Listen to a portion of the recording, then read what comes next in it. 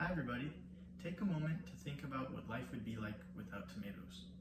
No pizza sauce, no pasta sauce, and nearly 2/3 of the Italian cuisine would be non-existent.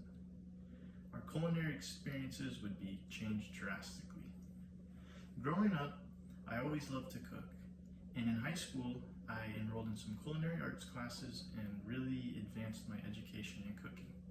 My senior year of high school, I decided to take an internship at the Four Seasons Hotel in Westlake Village and worked with some of the top chefs in the area, cooking all sorts of dishes and learning an absolute ton about the whole culinary industry. So today, I'm going to tell you basically a very simple recipe to make a great tomato sauce at home that can be used for all sorts of dishes. So let's start with the tomatoes. Most tomato sauces are best suited to use a Roma tomato, or some people even call them sauce tomatoes. And the best is always fresh from the garden, but not everybody grows them and they can sometimes be a little finicky, so buying them from the store is perfectly fine too. So, according to Warshaw, who writes for Eater.com in 2019, he stated that Roma tomatoes are the best for making tomato sauce. So what you're going to want to do first is take your tomatoes and just simply cut them in half and then cut the little stem off. Once you do that with all your tomatoes, you're going to put them into a medium-sized pot and boil them for roughly 30 minutes just to soften them up and to get all the water out. After you've finished boiling them for 30 minutes, you'll put them into a strainer, basically just one like this, and you'll drain out all the water so it's just the tomatoes. Then, at that point, you'll take the cooked tomatoes, you might want to let them cool off for a little bit because they're pretty hot, and you'll put them into a juicer or a similar press. The one I have is from KitchenAid. I'm not going to turn it on, it's pretty loud, but I think you get the idea. You'll pour your mixture in, juice them, and that's going to really make them down to a fine sauce, and it'll kind of resemble a very runny tomato sauce. Then you'll put that in a pot, and that you'll let boil for anywhere from 2 to 3 hours and stir it, every once in a while. It's kind of painstaking, but super easy.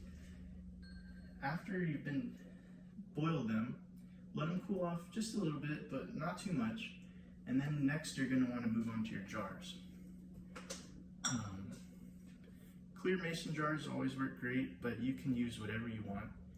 And with your jars, it's super important to wash them before you use them. And according to Ingham in 2020, she stated that it is paramount to wash the lids and the glass with warm soapy water in order to kill all the germs and bacteria so they don't grow mold or any gross weird things in your tomato sauce.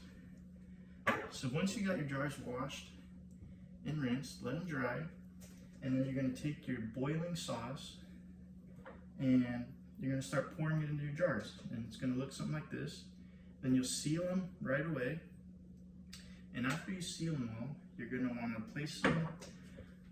I like to place them with some blankets or towels to keep them nice, warm, and insulated, and they'll stay warm for about a day, and you just want to slowly cool off in those towels, and it'll really help seal them and helps that sauce solidify. And so with these sauces, it's also sometimes great to put in a little salt, and I like to put in a couple leaves of basil, and then you can add whatever else you like, onions, garlic, whatever kind of sauce you're making, and they're really great. And I like to put them on pizza, and who doesn't love pizza? Actually, according to an article titled 50 Mouthwatering Pizza Facts, written by Hussian in 2020, he stated that roughly 21,000 pieces of pizza are eaten every minute. That's a lot of pizza. So let's kind of review what we went over today. Today, I shared with you a very simple recipe to make tomato sauce at home. Super simple, all you need is tomatoes, very simple. And making your own foods is great. It's got so many benefits. It's often much healthier, you'll save a lot of money, and when you eat the food, you get a nice sense of satisfaction knowing that you cooked it.